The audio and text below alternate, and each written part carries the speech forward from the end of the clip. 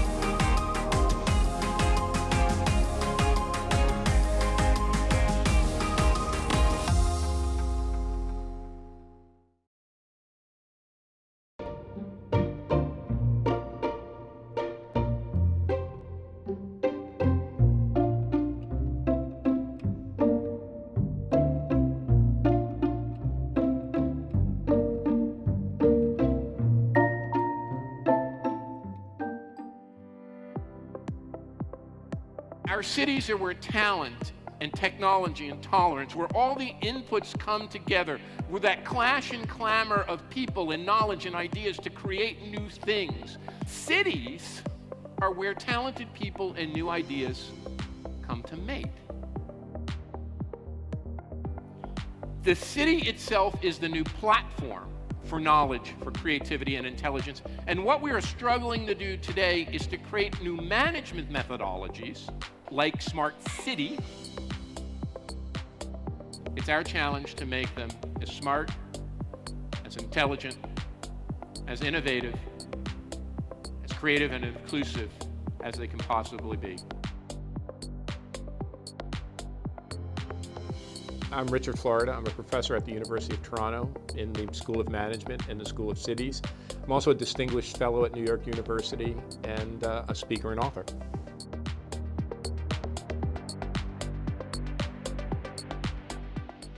Yeah, I think I've been coming to Korea since the mid-1990s, and it was real different then. I mean, the world was real different then. You know, it wasn't as developed. It was based mainly in heavy older industries, and it wasn't, this is going to sound silly, but it wasn't as much a part of the current cultural moment. I think the real change is that Seoul just looks like a modern, advanced city region that's part of the cultural moment. The biggest change I think I've seen in Korea is its enormous impact on the popular culture. You know, from silly things like Baby Shark, what my little kids listen to K-pop.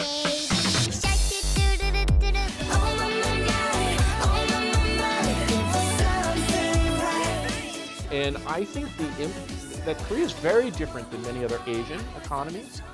It hasn't, for its size, it has a really huge outsized impact on the popular culture. And I think that's the biggest change for me. It's not the technological move, it's how much Korea has been part of creating the global popular culture.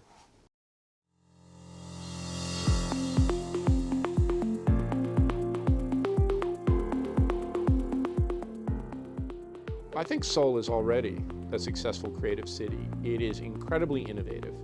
It's home to incredibly innovative companies, but it's also, as I said, a place that is creating all sorts of cultural and musical goods that are not only locally consumed, but are like consumed around the world, consumed by people around the world.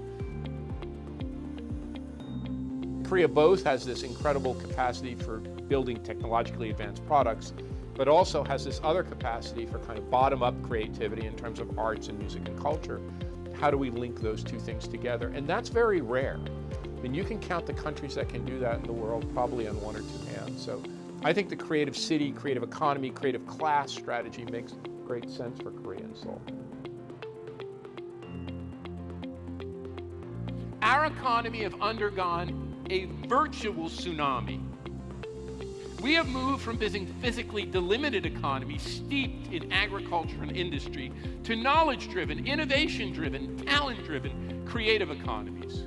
And if you look at big cities like New York or Los Angeles, San Francisco, Hong Kong, Singapore, Seoul, already in those urban centers, 50 or 60 or 70 or 80% of the workforce are members of the creative class.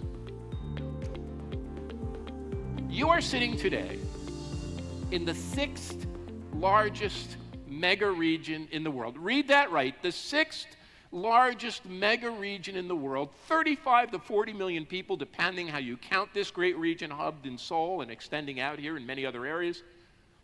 $1.5 trillion in economic output.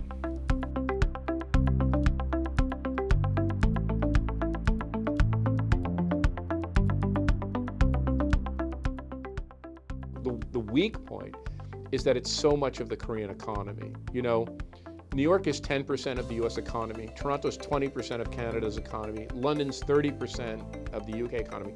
Seoul's like half the Korean economy. If you're a young person looking to do something, you don't have much more choice than Seoul and the Seoul metropolitan area. So I think that's the weak point, that Korea, as it's developed, for a variety of very good reasons, Seoul has become the center point and a great dominant part of the economy, but there's less options if you don't go to Seoul.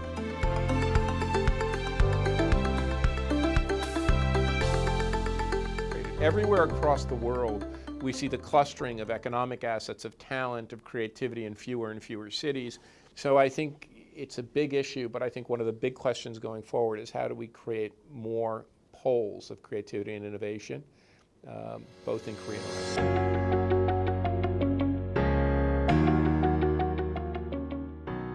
You see, we are working together to create structure and coherence and organization and networks among this new organizing unit, our cities and our communities.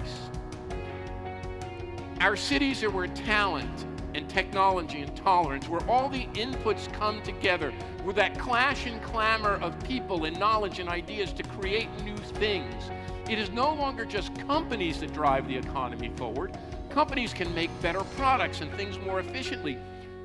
But cities are where talented people and new ideas come to mate. The city itself is the new platform for knowledge, for creativity and intelligence. And what we are struggling to do today is to create new management methodologies, like we did on the farm centuries ago and like we did in Korean factories in this century. New management methodologies like smart city, like sustainable city, like lean city. New management methodologies to make our cities more successful as these platforms of the innovation and knowledge economy. The smart city is part of a broader shift to urban innovation.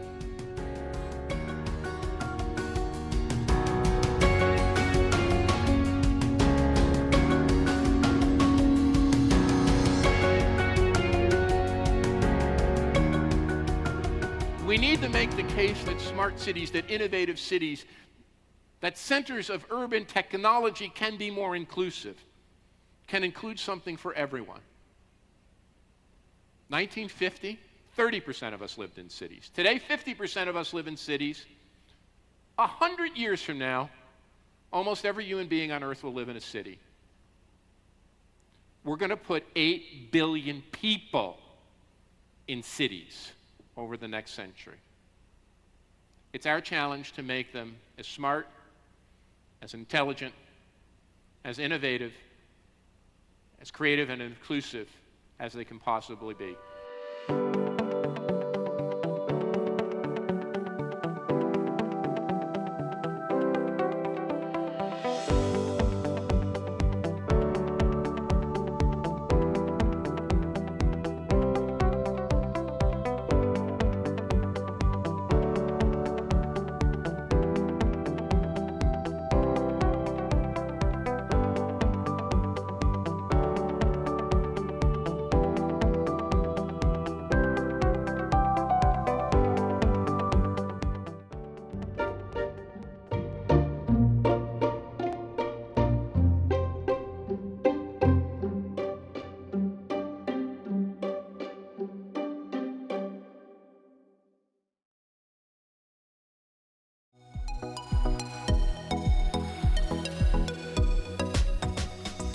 Building, demolishing, building and then demolishing again. Seoul was once primarily known as the concrete jungle with visible density of high rises.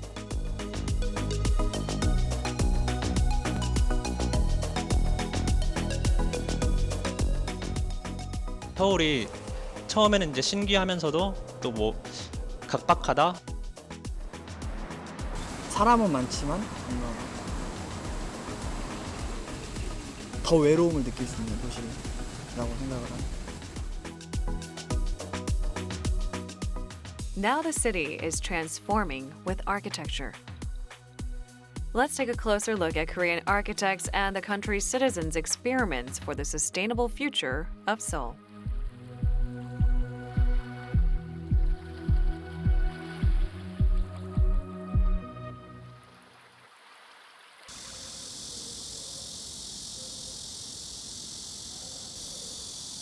This is the Oil Tank Culture Park, a park and cultural complex located in Mapogu, Seoul. 2019's edition of the Seoul Architecture Festival ran from September 6th to the 22nd.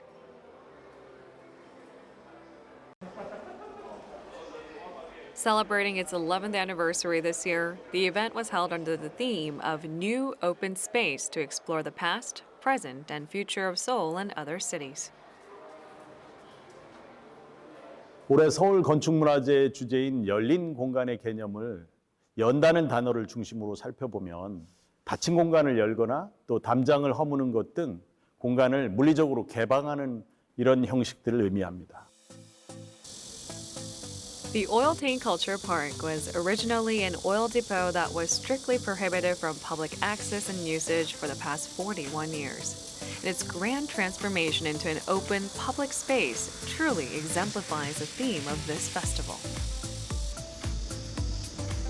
With a total surface area reaching 140,000 square meters, the size of 22 soccer fields, the park is composed of vast cultural spaces and 6 reservoir tanks remaining on site.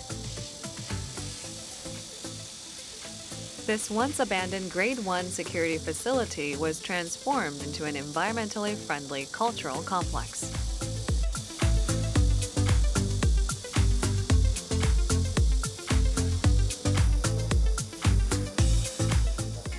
Of course, more efforts are being made to enhance that openness in the city to transform Seoul into an open space. The Seoul Architecture Festival features a tour program that allows the public to explore various open spaces across the city. It's the highlight of the festival. This building, known for its iconic yellow stairway, was a bank for nearly 40 years. With so many users going online or on their phone to do their banking, banks no longer have to foot the bill for physical space. Therefore, this abandoned building has been reborn into a new public space for citizens and youngsters. 처음 봤을 때 되게 정말 신기한 감정이 있었거든요. 그래가지고 했는데 갑자기 이렇게 뭔가 디자인도 예쁘게 되어 있어가지고 이제 그냥 앉아서 편하게 쉴 수 있고 너무 편하고 네, 진짜 좋은 것 같아요. 그냥 버스킹 하시는 분들도 여기 와서 공연을 하시고 이런 곳에서 다양한 컨텐츠를 또 만들 수 있는 거니까 좋다고 생각해요. Look at this long green forest trail in downtown Seoul. Built along the rusted remains of old railway tracks, it is a pleasant green space among the large concrete jungle that is Seoul. 일단 쉴 수 있는 공간이 있다는 것 자체가 되게 좋은 것 같아요. 서울에 보면은 다 빽빽하잖아요, 항상. 뭐 상암동만 봐도 높은 건물들이 빽빽하고 여기들도 낮은 건물들이긴 하지만 거의 한두 걸음 가면은 다 건물이고 한데 이렇게 뻥 뚫려 있고 잔디도 심어놓고 하니까 도심에서도 좀 쉴 수 있는 공간이 생겼다는 생각에 서울 도심 이 한가운데 이런 공간이 있다는 것 자체가 좀 약간 놀라운 것도 있고 또 구석구석 너무 아기자기하고 예쁘게 꾸며서 가족들과 친구들과 와서 산책하면 충분히 힐링이 될 수 있는 공간으로 너무 잘 꾸며졌더라고요. As a pleasant place to take a stroll, the park attracts as many as 50,000 people every year, taking this neighborhood into the middle of a boom of new businesses, including craft stores, countless coffee shops, and unique new restaurants. 또 연트럴파크처럼 뭔가 패선 부지가 시민공원화되면서 주말이면 축제의 공간으로 그리고 많은 사람들이 주변의 가게들도 장사가 잘 되도록 하고 맛집이나 명소들이 들어오게 한다든지 이런 방식으로 이렇게 바뀌어 나가는 게 일종의 접점이라고 저는 생각합니다. From a city of isolation and severance, Seoul is turning into a lively, open capital that allows new possibilities. So what does the ideal future look like for Seoulites? 붉은 벽돌로 된 옛날 집들이 많아요. 그냥 싼 가옥들이 많은데 이제 그거를 리모델링해서 이렇게 새로운 공간으로 이렇게 바꾸는 게 되게 재밌더라고요. 이제 다른 공간들도 다 그렇게 하라는 건 아니지만 어떤 이제 본권 지키면서 그런 식으로 이렇게 변화를 추구하는 서울이 됐으면 좋겠습니다. 외국인 분들도 많고 강아지 데리고 산책하시는 분들도 많아서 정말 다양한 사람들이 많이 모이는 곳 같아서 그런 곳이 더 확대됐으면 좋겠어요. 좀 이런 게 좀 더 많아지면 좀 빡빡한 서울이라는 이미지, 좀 팍팍한 그런 이미지 많이 벗을 수 있을 것 같아요. 빨리빨리 이런 거를 많이 중요시했다면은 이제는 좀 더 내려놓고 뭔가 좀 편안히 사람들과 여유를 느낄 수 있는 그런 세상으로 발전했으면 좋겠습니다. There are people trying to preserve the history and the sacred memories of Seoul while raising awareness of sustainability and urban regeneration, and their efforts come to fruition in new open spaces. Seoul, Korea's high-energy capital that never sleeps. Its vibrant future lies right here.